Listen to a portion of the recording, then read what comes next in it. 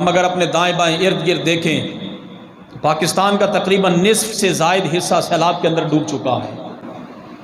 ہم اگر دیکھیں کہ ہم کیا کر سکتے ہیں،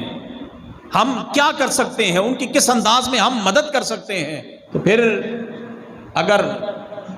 اسلام ہمیں یہ بھی درد اور دکھ اور تکلیف محسوس نہ کرنے دے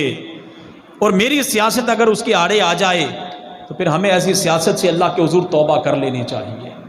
رسول اللہ صلی اللہ علیہ وسلم کا فرمان علی شان، آج دل خون کے آنسو روتا ہے کہ جب مٹی میں دبی ہوئی لاشیں اور ان کے باہر نکلے ہوئے ہاتھ ہم دیکھتے ہیں۔ کیا یہ تصویریں دیکھنے کے بعد مزے کی نیند آ سکتی ہے کسی کو کہ پاکستان ڈوب گیا اور کسی کو پرواہ تک نہ ہو؟ کیا کوئی شخص یہ گوارا کر سکتا ہے کہ اس کی آنکھوں کے سامنے اس کا اکلوتا لخت جگر پانی کی لہروں کے سپرد ہو جائے اور وہ بندہ کنارے پر کھڑا کچھ کر ہی نہ سکے؟ بتائیے پھر اس بندے پر کس انداز کی قیامت گزری ہوگی۔ آج اگر کرکٹ کا میچ کروانا ہو اور پھر بارش آ جائے اور پچ کو خشک کیا جانا ہو تو اس پر پڑے ہوئے پانی کو خشک کرنے کے لیے تمہارے ہیلی کاپٹر اڑتے ہوئے آ جائیں اور ہیلی کاپٹر کے پروں کے ذریعے اس گراؤنڈ کی پچ کو خشک اگر کیا جا سکے تو پھر افسوس ہے تم پر، تمہارے ہیلی کاپٹر وہ سیلاب زدگان کے لیے کیوں نہ اڑے؟ تمہارے ہیلی کاپٹر تم اپنے محلات سے اٹھ کر اپنی سیاست کو چند دنوں کے لیے دفن کر کے ان مظلوم مجبور مسلمانوں کی مدد کے لیے کیوں نہ پہنچے؟ کیا تمہیں معلوم نہیں کہ وہ سارے کے سارے حضرات روزانہ کی بنیاد پر جو ہم آج دیکھ رہے ہیں،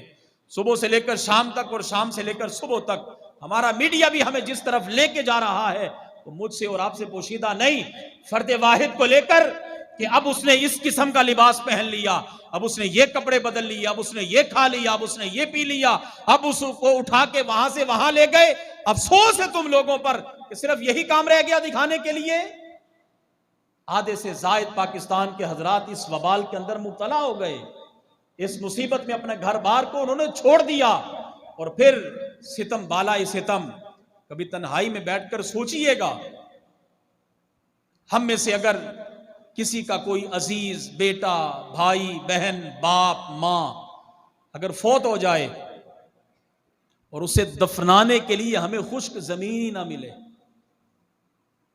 ایک تو اپنی جان کا بوجھ ہے،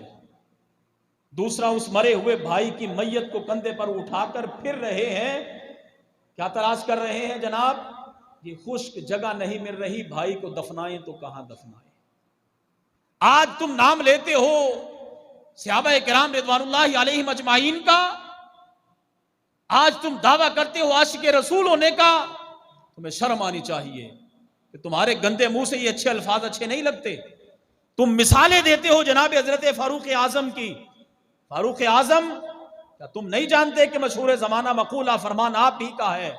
کہ اگر فرات کے کنارے بکری کا بچہ یا کتا کوئی پیاسا مر گیا، کل قیامت کے دن عمر سے اس کا بھی سوال ہوگا۔